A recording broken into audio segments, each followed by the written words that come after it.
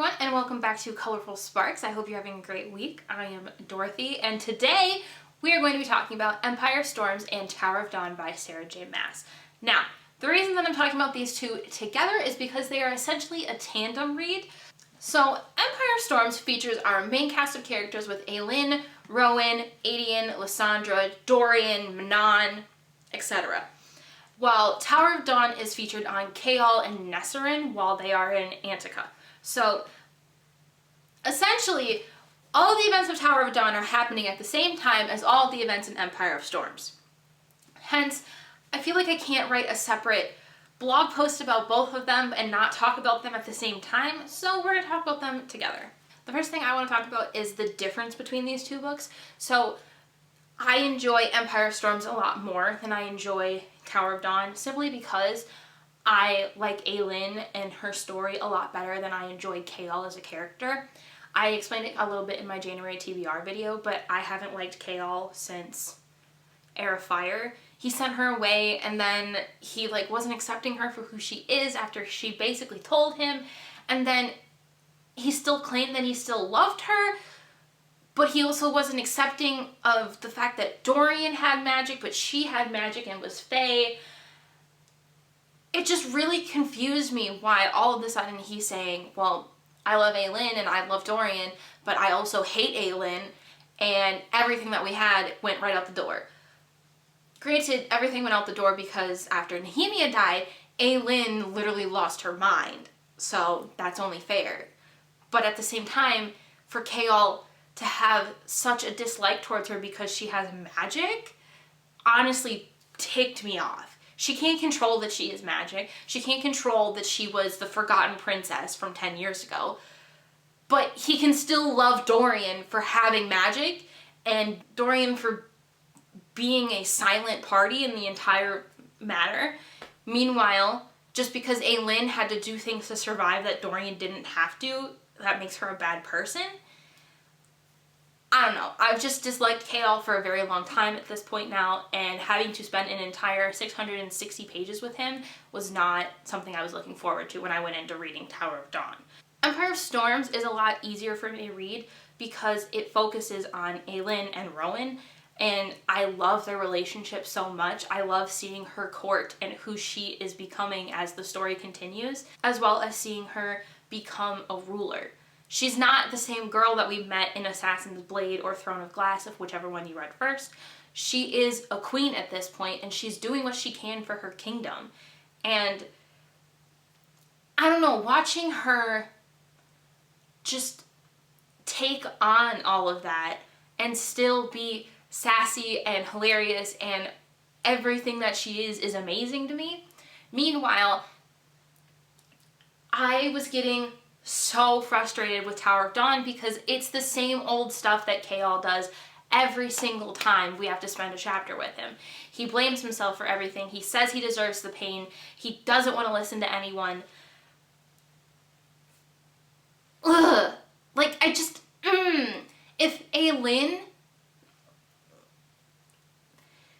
has done so many worse things than Chaol has, and we don't hear her blaming herself for everything and getting down on herself for things that she knew she had to do to survive. Meanwhile, Chaol does one thing and he's like, oh my god, I can't believe I did that. It's so annoying. So the parts of Tower of Dawn that I ended up enjoying more were the parts with Nesserin and Sartaq. Nesserin was one of my, I would say she is one of my favorite introductions from Queen of Shadows because she is a civilian. She doesn't necessarily fit into this court that Aelin has created, but alas, she is still powerful in her own right, and she has such grace while still handling the fact that she doesn't have magic. She only has a sword. She's technically not even from Otterlin. She's from the southern continent. And watching her find her place in the southern continent with Sartaq was probably the best part of the book. I loved watching her finally get to have that person that's going to put her first, whereas Chaol is always going to put her second because he's a piece of crap. So in blog posts, we typically talk about the three main things that make up a book for me: the readability, character connections, and the plot. So I'll go first with Empire of Storms, and then we'll talk about Tower of Dawn. So for Empire of Storms, the readability for me was actually, I would say, at about a 5 out of 5, because once it picked up and I could get over my fear of starting the book, it was easy to get through. I was flipping through pages like no tomorrow because the story was getting so tense and great, and I needed to know what happened next. So the readability for Empire Storms is 5 out of 5. Character connections for Empire Storms is also going to be a 5 out of 5. This is going to be a trend for this book, because this book grew more for me with seeing Adian and Lysandra starting to develop something, as well as watching Dorian and Manon become something. I'm still confused about whatever it is, because Dorian, for me, I didn't like him originally when I met him in Throne of Glass, and it took me until, I believe, Heir of Fire before I started liking him, once he met Scotia. But this Dorian that we have in Empire of Storms, it's completely different from the Dorian that we knew. He's somehow self-deprecating, but also very cocky and like in his own way becoming a king as himself, but he's still kind of reckless, but he's learning his magic. I don't know. I think one of the best Dorian moments for me was just, listen, he basically flirts with Manon and like uses his invisible hands to hold her down, and I was shook. I think I messaged somewhere and I was like, what even is this right now? Because this is a completely different side of Dorian than we've ever seen. The Dorian that we got in Heir of Fire was super sweet and not really paying attention to much because of Scotia. But obviously the Dorian in Queen of Shadows wasn't essentially Dorian because he was possessed the whole time. But this Dorian right now that we have is one of my favorite incarnations of him, just because I think he's starting to realize who he is as a person, as well as he's becoming slightly more confident with who he is as a king, as well as a magic wielder. It also gets a 5 out of 5 because of Aelin and Rowan. We finally got to have them admit that they love each other, and I'm sorry, it's so beautiful the way that he tells her. My reading journal for this, he literally says, "There is no limit to what I can give to you, no time I need. Even when this world is a forgotten whisper of dust between the stars, I will love you." And let me tell you, that is some of the most beautiful things I have ever heard in my life. And the fact that it comes from Rowan, who when we first met Rowan, we didn't know if we were supposed to like him in Heir of Fire. And then I obviously fell in love with him in Heir of Fire when he's great. And then I loved him more in Queen of Shadows. And now that he's finally telling Aelin how he feels, it was just, oh my god, it was so beautiful. And then they did the do. And then they did the do on the beach for like 3 times, and I was just like, holy shit. And he just, the way that he loves her is so beautiful. And I cannot with him. I fell more in love with Rowan in this book. I can like, oh, he top tier right now. My connection with Aelin grew this book as well, because you get to find out essentially that she is the princess that was promised from however many years ago it was when the second Volgor with Erewhon happened. She's been basically bred to be the one that ends up saving everyone, essentially. If you haven't read Empire of Storms, stop right now, because what I'm about to say is a giant spoiler for the book and the series, and if you haven't read it, I'm so sorry, but this is about to be a big spoiler. When she finds out that she is supposed to die to save the world, to rebuild this lock, and Elena has basically led her to this moment of her deciding whether or not she is going to die, my heart shattered into a million pieces. Aelin has been trying to survive for 10 years at this point, and now she's finally coming into her own as the Queen of Terrasen, just to find out the fact that she has to put her life to an end in order to save everyone so that her kingdom can continue on, and she doesn't even shy away from it. And it's just, there's a line about Aelin that I just, it's after she already finds out that she's meant to die, and it just, hurts me. Tried to tell him she'd vomited her guts up on the ship that day, not because she was pregnant, but because she realized she was going to die. And I just, the fact that she knew in her soul that she was never going to see Terrasen as the way that she wanted it to be. And she was going to have to leave behind her friends and her court and her mate just so her kingdom could survive. And granted, she was scared because she threw up, but she accepted it. Oh my God. I think I almost sobbed when I put all of the pieces together, because it was just like, Aelin has gone through so much more than any 19-year-old ever should, and here she is ready to just let that life go for her kingdom because she's amazing. Oh my God. Other character connections for this book? Listen, Lorcan and Elid's storyline, I like Elid. I like her a lot because she is so strong for what she's also gone through as a child of Terrasen after the kingdom fell. And I kind of got the vibe that they were going to start to like each other and kind of fall in love around when, maybe not even in love, around when they joined up the circus troupe as pretending to be husband and wife.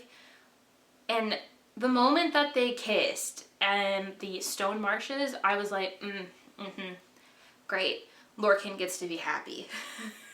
I don't like him. I think he's kind of spineless, personally. You can tell me what you think of Lorcan in the comments below if you've read the books, but oof, I was screaming that Elid deserves better, because she does. Other things is the fact that we get to also spend more time with Gabriel and Fenris I don't know if I probably pronounced those wrong, this book, and learning more about Rowan's, as Aelin calls them, the cadre, really made me understand how they had been able to work together for so long at this point, as well as seeing how Aedion reacts to seeing his father. But the fact that even though Gabriel and Fenris are sworn, like blood sworn to Maeve, they still tried to help Aelin and Rowan succeed and survive and fight this war that they're having to go through. It hurt me when Gabriel had to have his blood oath taken away. Ooh, that was not pretty.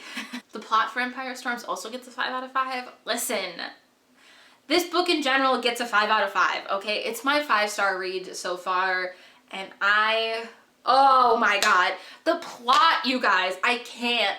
We literally start in Terrasen. Technically Terrasen, because I know they're not in the capital city of Terrasen, but we're in Terrasen. And Aelin is literally told, you are not the Queen of Terrasen until I decide that you're Queen of Terrasen. Oh my God, that really put us on a path. And then we get to Skull's Bay and we see Rolf again, and he mentions Sam, and I almost died. And then we also have Gabriel and Fenris join, and they're trying to kill Lorcan because he left Maeve. And despite everything, they still stay to help them. And then the Skull's Bay attack was so cool. And then, like, Aelin gets possessed by a god, which made no sense. And then her and Rowan got together, finally. And Rolf accepted. And Lysandra became a sea dragon. Amazing. And then we go to the Stone Marshes, and we see that Elwë is burning because we find out later why. And it just breaks Aelin's heart because of Nehemia. And then she tries her best to put all of the fires out. And then we get to the Stone Marshes, and we have to have this amazing, like, oh my God, fight. Like, I think I almost died. Like, we find out that, okay, so they go to the Stone Marshes, all right? If you've read the book, you know this. If you haven't, I'm so sorry. I'm spoiling everything right now. They go to the Stone Marshes to find this lock that Elena and Brannon told her that she has to go find. And we get there, and we're not really sure how to open the chest. And then Lorcan's power comes out as a warning because Erewhon's forces are coming for her in the Stone Marshes. And I was like, oh my God, what is this going to do? Then we have this great moment of, like, planning to take them down between Gabriel, Fenris, Aedion, and Rowan. And it's like, that is our crew, okay? I am in for that kind of a team up. And then Then, oh my God. When I tell you that I screamed, I'm not kidding. Aelin is like 50 feet away from like the rest of them, and Rowan is shielding all of them because they all know what's about to happen. And Aelin just unleashes her extreme amount of power on Erewhon's forces to the point that Lorcan has to use all of his magic to protect him and Elide, and she takes them down almost by herself. Like, what? And then we have Rowan and Dorian also using their magic, and then there's arrows and Lysandra fighting for like to get the Stone Marshes beast going. And then Rowan just walks to her and they kiss in the middle of all of this ash of the Ilkin that is falling from the sky. And then that's not even like the ending. Then when they're leaving, Ansel from Assassin's Blade shows up because Aelin has called in favors for Ansel of Briarcliff, and she has brought her men as an armada, and she has sacked Melisande. And I'm just like, holy shit. But then, that's not the ending either, because then, my friends, Maeve's armada shows up, and she's like, you have 24 hours to decide whether or not you're going to surrender or you're going to fight me. And it's like, holy shit. And then Dorian tells Manon, and I'll get to Manon in a second, and Aelin that they have to go into the mirror. And so in they go. And that leaves Aelin off of the ship, which means, what are they going to do? But Rowan goes and he talks to all of his cousins and he's like, listen, and tells them about Aelin and how to fight for him. And it's just like, what? I'm out of breath. And then the armada attacks, and then in the middle of the battle, Rowan's cousins, the Whitethorns, fire on their own fleet to save the day, and oh my God, I was so shook. And while all this is happening, Aelin and Manon are in this mirror, and they're being told about the past, and they're seeing all these memories. And then Aelin finds out that she has to die to make this new lock because Elena basically sentenced her to death, and it was just so rude. And then she comes out, and on the beach of the battle, Elide is being held hostage by Maeve, and I almost crapped my pants at that. And then when her power is so drained already, Aelin and Maeve fight, and oh my God, and Aelin essentially loses. She's on the ground, she can't fight back anymore. And Maeve says, either you are coming with me or I'm taking Elide. And my heart dropped into my foot because I was like, holy crap. And Aelin goes to save Elide. And in the process, she gets whipped. Just saying it out loud like hurts me as a person because, oh my God, I felt so badly when it happened in Endovir, and then I hate Maeve. And so she gets taken, and then everyone comes back, and Rowan reveals that they're married. This mother trucker comes running in and goes, where is my wife? And I was like, are you kidding me? You got married in secret and didn't tell nobody? Like, what the hell? And then obviously, she's gone. She's been taken. And then the Wendelin forces show up and the Silent Assassins show up. And my heart was like, holy crap. Because here, everyone thought that Aelin wasn't really doing anything, and here is her work that she's done. She got Wendelin to come over here. She got the Silent Assassins to come. She has Ansel. She's amassed an army for her kingdom, and my heart. Now, besides Aelin's story, and I'll get to the rest of it in a second, besides Aelin's story, we also have to talk about Lorcan and Elide. They essentially are tracking to go find Aelin, and then Lorcan figures out that he doesn't actually have the word key, so he has to go see Aelin, and they meet back up after the battle against Erewhon because Lorcan's the one that tells them, and he's almost killed on sight because Gabriel and Fenris have been ordered to kill him when they find him. And then because they see Elide, Aelin basically puts Lorcan and Elide under her protection to save them, and it's crazy. On the other hand, we have Dorian and Manon. Dorian was chilling in Rifthold until the city was being sacked and Rowan came and saved him. And so Rowan and Dorian went to Skull's Bay, and then they met up, and then Dorian is with them. Manon has to sack the city, and she's sacking the city, and in the process, because she saves Dorian also, she kills 3 yellow leg witches, which is against protocol. And so the payment for the fact that she has killed 3 witches is that Asterin, her second, has to be murdered. Well, not murdered, I guess executed. And instead of killing Asterin, Manon slashes at her grandma and almost dies trying to save her 13. So in the process of that battle, she ends up rolling off the cliff, and Abraxos, her wyvern, saves her, and she ends up falling onto the ship that has Aelin and Rowan and Dorian and all of them. And they heal her, and then she's with them.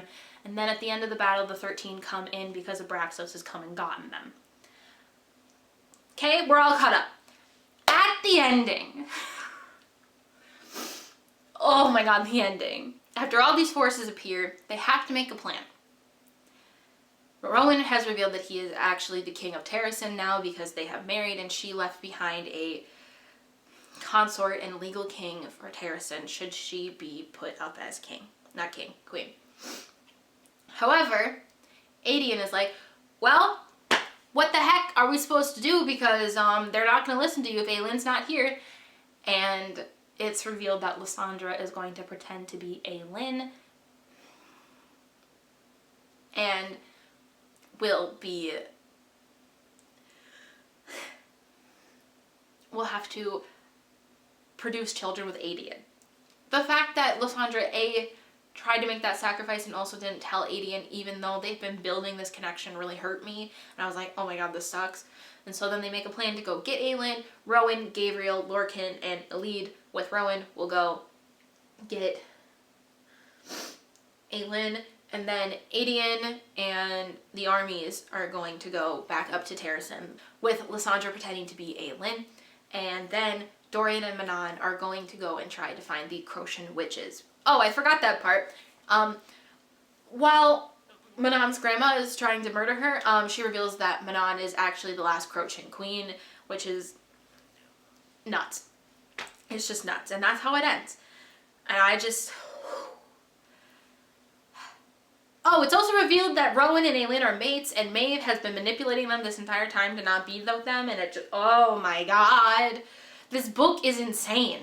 So, Empire of Storms, all in all, 5 out of 5. I could talk about that book for hours. I love that book. Now, Tower of Dawn, on the other hand.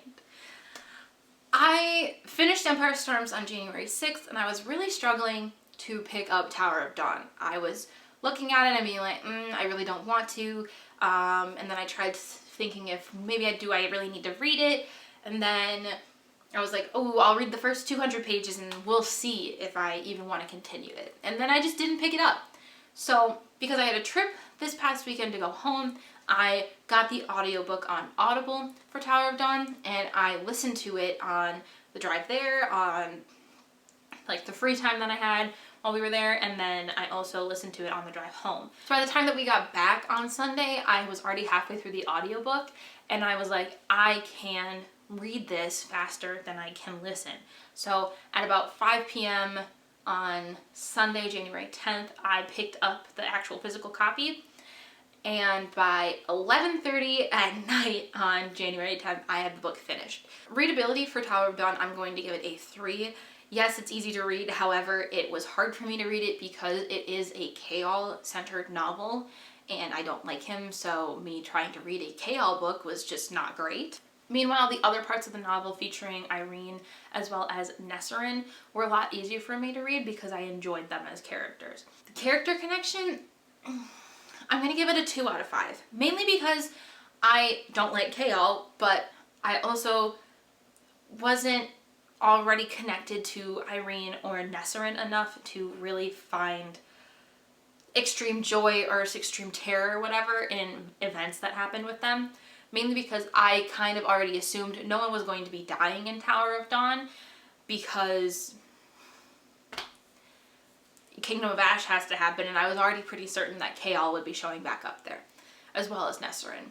But I will say that my connection with Nesserin as well as Irene grew in this book because I did get to spend more time with Nesserin, find out more about who she is, as well as see her fall in love with Sartaq, as well as truly find her home instead of always trying to fit in Rifthold. Irene, on the other hand, I almost lost it when I realized who she was. She is the healer that Aelin saved in Inish way back in Assassin's Blade, long before Throne of Glass started. And the fact that we are now in like, what, the 7th book and we finally get to see her again. I was very excited for the fact that she was still alive, she was still doing well, and here she was, this most powerful healer in the Torre Chesme.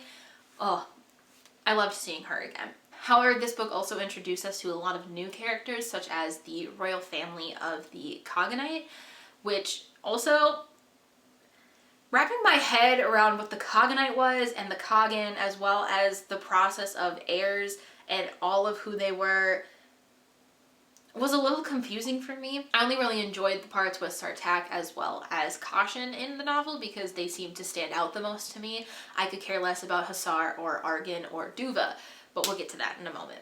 The plot for this book, I'm giving a 3 out of 5. It was kind of predictable, minus the fact that, minus like the ending part. So the book is mainly centered around Chaol healing after his injury from Queen of Shadows, where he's paralyzed from the hips down. And this is essentially him going to be healed. So obviously I kind of put 2 and 2 together that by the end of this book he was going to be able to walk again. Guess what? That happened. Perfect. What I wasn't expecting was the Cognite, as well as the kind of political warfare of the heirs, as well as the Volg interference in this novel. In this book, Chaol is being healed. Once Irene has started healing him and she goes to do some research, she is hunted by a Volg agent. Now, I was like, are you freaking kidding me? Why are they here? But it makes sense in the end. So then we have to watch Chaol and Irene basically figure out what's happening, as well as witness the weird, like, banter between the heirs at dinner. It was very confusing to me why I needed to care about them. And then Nesserin ends up going off with Sartaq to the Rukin to learn more about why there is information about the Volg in Antica. They go off and then they end up falling in love, and I like that part. But we also end up finding out through Nesserin and Sartaq that Maeve is actually a Volg queen. She is not Fae, she is a Volg queen. That basically is the reason for the war in the first place. That is why this book gets a 3, because that tidbit of information was in here. Otherwise I would have given it a 2, because the fact that they just dropped that little morsel in the middle of this book, a book I didn't even want to read, oh my god, I was angered. But yes, she's apparently a Volg queen. She's the reason that Erewhon and his brothers came to Aurelia in the first place, because she left, and so they went after her, chasing her, and she's the whole reason that they are here. She created the word keys, she sent back the other 2 brothers, and then left Erewhon for some freaking reason. And I'm just like, you put that in this book? Why couldn't I find that out elsewhere? It was, But now we know that, so that's great. And then the other tidbit of information that we get is that the Volg was hunting Irene because there was a prophecy, which is what I'm going to call it, that included a healer that would be powerful enough to get rid of the infestation of the Volg presence, which she then ends up doing because of Chaol's injury. And then when we find out at the ending that Duva has been possessed by this Volg princess, and through Tumaloon, who's one of the heirs as well, out the window,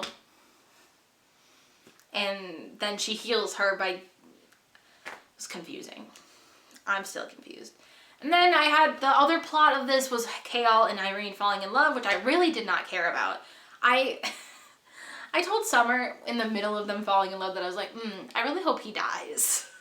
I don't like him. And then the ending. So we'll talk about the ending really quick because I don't have much to say about it. The ending is when Chaol almost dies and Irene, with all of the healers essentially, makes a deal to save him, and her power of like her healing magic or whatever runs through him, but when she is drained, he won't be able to walk. That also doesn't really entirely make sense to me, but that's fine. And we find out that Duva's the one that's the Vogue princess, and then we find out that there's princesses, and oh my god. And so then once Irene heals Duva, the Kagan is like, any favor you want, I'll give. And she says, save my people. So he sends 1,000 Rukin, 1,000 Armada, and 1,000 Horse Lords with Chaol and Nesserin back to Aurelia. So we've got another 3,000 to the army, essentially. And I just... The ending was very confusing to me and I didn't really like it. I also didn't like the book in general because it's a Chaol book, and I'm going to say this so many times and I'm so sorry. But I felt like I didn't need this to enhance my rating of the series. I might feel differently once I've read Kingdom of Ash, especially because now that I know that all of these people are coming to Aurelia and we'll be seeing them go up against Adian and all of that. Oh boy, Adian and Sartaq are going to be something. But I felt like I didn't need this. I didn't need to spend the time reading it. I didn't need 660 pages to find out A, Chaol is healed, B, he's in love now, C, Nesserin finally gets a person that deserves her, D, Maeve is evolved queen and there's queens and princesses and whatever. I didn't need 660 pages to find that out. So that leaves us with an average of 2.6. I also want to talk about some of the quotes that I wrote down in my reading journal from both of the books. I'll start with Empire of Storms. 2 of them I already read already, but I want you to know the rest of them that I decided to pick up. So the first one that I wrote down was, where is my wife? Because Rowan screaming that just, ugh. The second one was there is no limit to what I can give to you. And then we have Aelin Galathinius had raised an army not just to challenge Morath, but to rattle the stars. I found that to be a very nice callback to Aelin saying, let's rattle the stars to Rowan and Adian before she goes into the glass castle to fight the King of Ireland. Then we have this beautiful thing. Unleashing a cry that set the world trembling, Prince Rowan Whitethorn Galathinius, consort of the Queen of Terrasen, began the hunt to find his wife. That is the ending line of that book, and I don't think I've had such a similar feeling about a line except for the final line of A Court of Mist and Fury, which the final line of A Court of Mist and Fury is, and so Tamlin unwittingly led the High Lady of the Night Court into the heart of his territory. Listen, same energy, okay? Same energy between those 2 lines. And I'm obsessed with that kind of energy. That, ooh, heck yes. I also wrote down, now the Dark Queen's flag vanished entirely as the face ships bearing the silver banner of the House of Whitethorn opened fire upon their own armada. I liked that line because it was like, heck yeah, Whitethorn clan, go get them. And then I only have 3 quotes from Tower of Dawn. Okay, another thing I'm going to show you. Look how much I had to say about Empire of Storms. Okay, all these things. And then look at all the things I have to say about Tower of Dawn. It's very little, but the quotes that I wrote down from the quotes that I wrote down from Tower of Dawn are, no matter what may befall the world, no matter the oceans or mountains or forests in the way. I wrote that one down because it reminded me a lot of Rowan and Aelin's to whatever end that they always say to each other. So I liked that line. I don't like that it's between Irene and Chaol, but I'll get over it. And then I also wrote down 2 quotes from Sartaq. Love you, Sartaq. I also have, I loved you before I ever set eyes on you, which he says to Nesserin. Love that. And then I also have, because my father appointed me heir before I could walk out of the room. I love that for him. So now we start Kingdom of Ash, which is a 980 page long journey. I am currently on page 60. So much book left. If you guys like this video, make sure to give it a thumbs up. If you made it to the end of the video, put a sword emoji down in the comments below. As well as let me know if you're currently reading the Throne of Glass series, if you have read the Throne of Glass series, if you want to read the Throne of Glass series, what you're currently reading, all those good things. Let me know. And if you guys like this content, make sure to subscribe. I put up videos every single Friday at 4 p.m. Central. I will see you guys on Monday over on the blog. Bye!